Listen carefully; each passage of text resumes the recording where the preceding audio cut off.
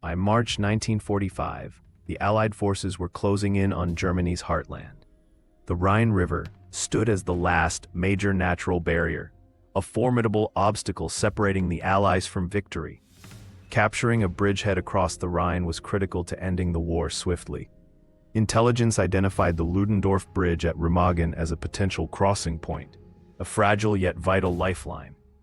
The stage was set for one of World War II's most daring operations. The Ludendorff Bridge, though damaged by Allied bombings, still stood, a testament to German engineering. German forces, aware of its strategic value, fortified their defenses.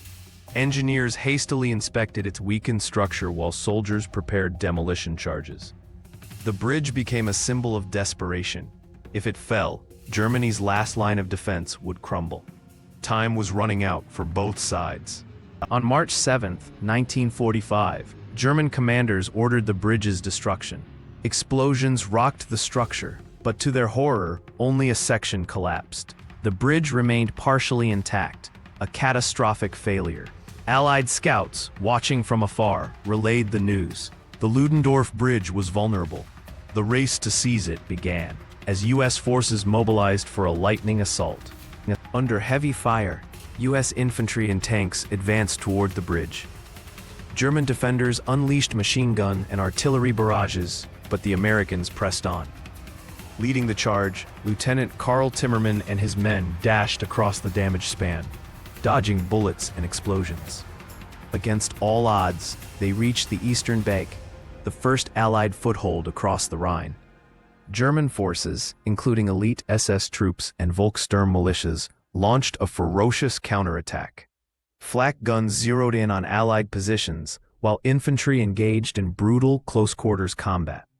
The bridge became a death trap, with both sides fighting for every inch. Despite heavy casualties, the Americans held their ground, buying time for engineers to reinforce the crossing. U.S. combat engineers worked tirelessly under enemy fire, welding broken beams and laying wooden planks to stabilize the bridge. Artillery shells rained down, but the engineers pressed on, knowing the fate of the offensive depended on their speed. By nightfall, reinforcements began streaming across, securing the eastern bank and expanding the bridgehead. Desperate to halt the Allied advance, the Luftwaffe launched relentless air raids. Messerschmitt fighters strafed the bridge, while bombers targeted Allied positions. Anti-aircraft guns lit up the sky, but the attacks continued. Despite the destruction, the Allies held firm, their grip on the bridgehead unshaken. After days of relentless strain, the Ludendorff Bridge finally gave way. On March 17th, its central span collapsed into the Rhine with a thunderous roar. U.S. troops watched in stunned silence, but it was too late for the Germans. The Allies had already established a solid foothold, and the offensive would not be stopped. With the bridge gone, U.S. engineers rapidly constructed pontoon crossings to maintain the flow of troops and supplies. Tanks, trucks, and infantry poured across the makeshift bridges, deepening the Allied advance. Germany's last defensive line was breached and the path to victory lay open. The capture of Remagen Bridge marked a turning point in World War II. Within weeks, Allied forces surged deeper into Germany, hastening the collapse of Nazi resistance.